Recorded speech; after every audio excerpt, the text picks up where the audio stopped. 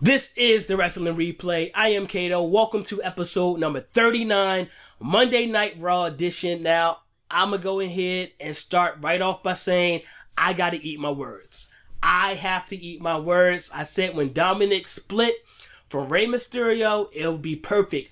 We finally get to see Dominic without the influence of Rey, without the influence of Edge, without the influence of Judgment Day. He gets to be who he wants to be. He gets to be himself. And what does that Dominic look like? What does the wrestling of that Dominic look like? Clash of the Castle, we see the split.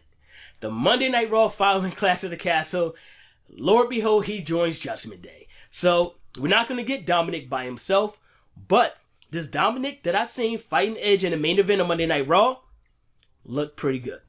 Can't deny it. He looks pretty good. He kind of fits in with Judgment Day. Edge did win this match via disqualification. We seen Rey Mysterio interfere in the matchup, trying to stop Edge from giving a beat down to Dominic. We seen Finn Balor and the rest of the Judgment Day come down and pretty much lay Rey Mysterio out, and then they would turn their direction to Edge, pretty much hitting the coup de grace with Edge's leg on the chair. Significant knee injury to Edge. We're probably not going to see Edge until Survivor Series and maybe Royal Rumble. So Edge is technically right now written off of this storyline. I can see this storyline happening where Rey has to go into Survivor Series fighting for his son again. And we're going to get a team of whoever Rey can put together with Edge. And we get a team to go against Judgment Day. It has to be some stipulation where Dominic is free or something like that. I don't know. But I can see that going on happening. But let's focus what happened on Monday Night Raw.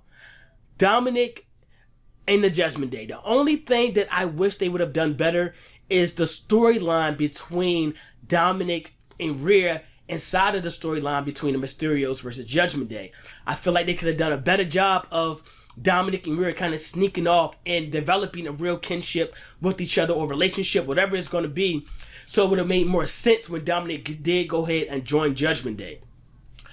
This Dominic in this matchup, though, a lot more aggressive. I love his style in this matchup against Edge. He was a little bit more slower. He was a little bit more methodical. It was just a lot more intention with everything that he wanted to do. I feel like Dominic is actually already elevating, and of course he should be, right? You got Rey Mysterio. You had fused with Seth Rollins. You got Edge. You got people like the Judgment Day who's been around for a while. And these are all the people you can get the knowledge from. You can soak up the influence from. And I think he's really taking in this moment and he's embracing it and just starting to see everything that he's learning and hearing and he's putting it together. Dominic actually looked pretty good in this matchup, and I wasn't the biggest Dominik Mysterio fan. I felt like he just didn't embody the style that we thought we would see from someone who's Rey Mysterio's son. And that's not fair on Dominic because Dominic is who he is. So, in this matchup, the way that these guys came down to the ring, the way he looked with Judgment Day, I'm kind of getting on board already. I'm kind of getting on board. So, my question is Dominic and Rhea running the Judgment Day? That's what it kind of feels like. I would have loved to see Dominic and Rhea be the ones to kind of take control and say, hey, you do this, you do that. Kind of like be the lead role of the group. And Finn Balor and Damian Priest just follow along and do it. Right now, there's no clear-cut leader of the Judgment Day. At one point in time, it was Edge. Then you had to believe it was Finn Balor. But right now, to be honest, it kind of looked like Dominic and Rhea is really calling the shots. So going forward, it's going to be tough. It's going to be Rey by himself with no companionship, no one there to help him to go against Judgment Day. So I do not want to see Rey get beat up week in and week out. If we're not going to get someone next week to jump in there and say, hey, look, Rey, I'll come back and help you, or hey, I'll come and help you, I'll back you against these guys. Someone like Mustafa Ali, I know he's not like the biggest name, but he's not doing anything. He's a good wrestler, and it can make sense of why he would want to get some, a little piece of the Judgment Day. I don't know, but they got to figure out what they're going to do because you cannot beat up Rey for weeks in and weeks out until they decide to bring back Edge, until they decide to somehow end this storyline. We also seen Finn Balor. He got a big win over Matt Riddle this week. That was an elevation to Finn Balor in the ranking system.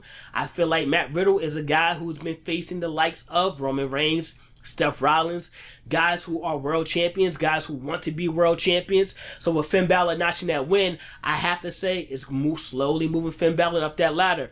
I don't know where it's going to lead to, but I do like him getting a win over Matt Riddle. After the matchup, we did see Seth Rollins hit a curb stomp on Matt Riddle, so it looks like that feud is not over yet. I don't mind because that's a very entertaining feud. I like these two on the microphone, I like these two inside the ring. I think their styles mesh perfectly, and of course they had the little, back and forth they had, outside the ring, like, the real life issues. So that kind of plays a part. We also seen Dakota Kai and Io Sky rightfully defeat Raquel Rodriguez and Aaliyah for those tag team championships. I think this is perfect. I like damage control with these tag team titles in that fashion right now. I like the mind games that Bayley continues to play on Bianca Belair. I think eventually it's going to lead to Bianca Belair losing that title to Bayley. And if damage control have all the belts, they are in control of the women roster on Monday Night Raw and on SmackDown, but have to say with them having a leg up of having the tag team championships. But when we talk about that women's roster, right, we seen Bianca Belair. She came out there and did an open challenge for anyone who wanted a shot at her for this Raw Women's Championship.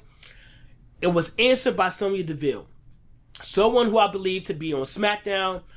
But okay, Sonya DeVille answers the challenge. I can't remember the last time Sonya DeVille has had a pinfall victory, but she answered the challenge and she loses to Bianca Belair.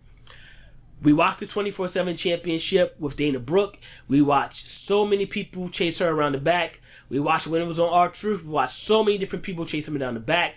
Why didn't so many people run down and knock down the door to try to go fight Bianca Belair? Rhea Ripley, this would have been a great opportunity for you to bring a title to Judgment Day. Why wasn't Rhea Ripley one of the ones to come and rush down through that curtain? Matter of fact, I don't care who came through the curtain. Why wasn't Rhea Ripley the one to, every time someone come down, she destroys them and then she walks down to the ring and she takes on Bianca Belair. Whether she win or she lose, I would like to see Rhea Ripley put her name in that hat. And if she does go against Bianca Belair, it has to be a situation where she loses via disqualification or count out, because you want to keep Rhea Ripley looking strong. Because Rhea and Bianca is ultimately one of the matchups you really want to get to. That's going to be one of your prize feuds going on. The women's roster is hurt right now. No Sasha Banks. No Naomi. You need to hurry up and sign them because their stock is going up. We've seen them at New York Fashion Week. I think it was New York Fashion Week.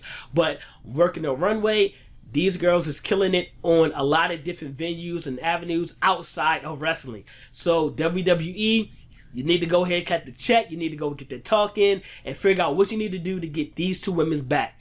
You got Charlotte Flair. She's not here. You got Becky. She's on the shelf. So right now, this women division is kind of hurting. And that's why I would like to see someone like Asuka, instead of helping and being a face, being that dominant heel that you was, so that now we can have someone who was actually a dominant woman on the women's roster come back and face Bianca Belair. Right now, you got Rhea Ripley. She's still looking strong. You got Bayley, cool with it, but she has that fashion behind her. So it definitely boosts up Bayley to have the opportunity to win that women's championship. But I want to see Asuka go back to that heel role. I think that's what we really need to see. We got to see Johnny Gargano. He defeated Chad Gable. Great matchup between the two. Johnny looked like he did not miss a step. We got to see Omos. He runs through two guys. Don't even know their names, but it's funny how we see Omos like every other week.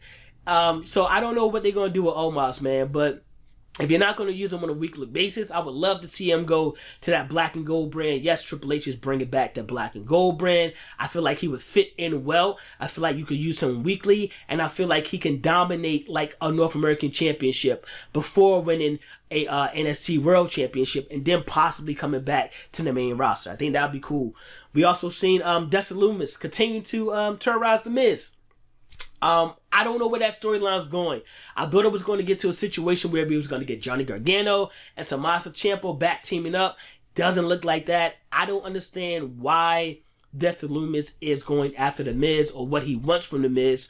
I understand you are introducing the main roster fans to Dexter Loomis, but right now it's getting a little bit repetitive. It's kind of looking like you don't know what you want to do. So it's going to be interesting to see how this storyline wraps up with Dexter Loomis and The Miz and where Dexter Loomis is going to go next. And one of my highlights of the night, Kevin Owens on the microphone, ripping Austin Theory apart. Like, yo, Kevin Owens is one of those guys where I say, you can give him a mic, you can say you got 10 minutes, and he will entertain you on that microphone for 10 minutes more than some of these matches will on the program. He's just that type of guy. So if you got that type of guy now feuding with your young Austin Theory, holding the briefcase, I don't see Kevin Owens momentum going away. I don't see Kevin Owens losing to Austin Theory. But if you're feuding with Austin Theory and he has this briefcase, where does it go? Where are we going to go from here? Is Theory going to put that briefcase on the line against the likes of someone like Kevin Owens? We got Cody Rhodes possibly coming back pretty soon in a few months. United States Championship, Bobby Lashley. You know, I would love to see him go after Kevin, or Kevin Owens go after him. We see him do a little pep talk in the back with Seth Rollins saying, you know, you can't be the man around here if you ain't got no gold. So Seth Rollins and Bobby Lashley going to lock it up next week. But with Matt Riddle in the background, there's no way I could see Seth Rollins focusing on winning that match against Bobby Lashley. And that matchup, if he does lose to Bobby Lashley, it only boosts that United States title even more. It only boosts up Bobby Lashley's stock even more. So this was a pretty good episode of Monday Night Raw. Pretty decent. I will say this. Not every segment or every storyline is entertaining on Monday Night Raw. It's not. But for the most part, what are we getting? The action we're getting.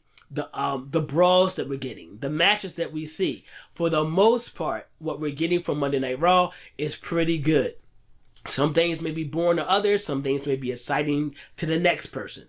So you never know what you're going to get. But I like the direction that Monday Night Raw is going so far. I like the direction of SmackDown, that bloodline. But I would love to see the roster just kind of unify. But with having Fox and with having USA networks, different networks, I doubt that will happen anytime in the near future. I believe Fox is close to re-up with WWE. So if they re-up, you know, maybe it's a situation where they could put that in negotiations. Or if they don't re-up, maybe it's a situation where we can get SmackDown on USA on a Friday night. That will work good, and now we can have the whole roster back together. It doesn't have to be separated. I don't know. But as far as this episode of Monday Night Raw, pretty good episode. I like the fact that the women's tag team titles did change hands, because I feel like Io and Dakota should be the ones who have those titles. And I like where we're going with Kevin Owens. I want to see Johnny Gargano get back in the mix really soon as far as title contention. I want to see him face guys like Kevin Owens and Seth Rollins leading up to the matchup with like a Tommaso Ciampa right before he faces a Bobby Lashley, possibly for that United States Championship. So we'll see how everything is going to play out. But that's everything for Monday Night Raw. I'll be right back here with AEW Dynamite. We're going to see everything that happened on there. You know, it's a lot of shaky situations and a little bit rocky over there on AEW right now. But we're going to see how they fare this week. All right. I'm Cato. I'm signing out. Peace.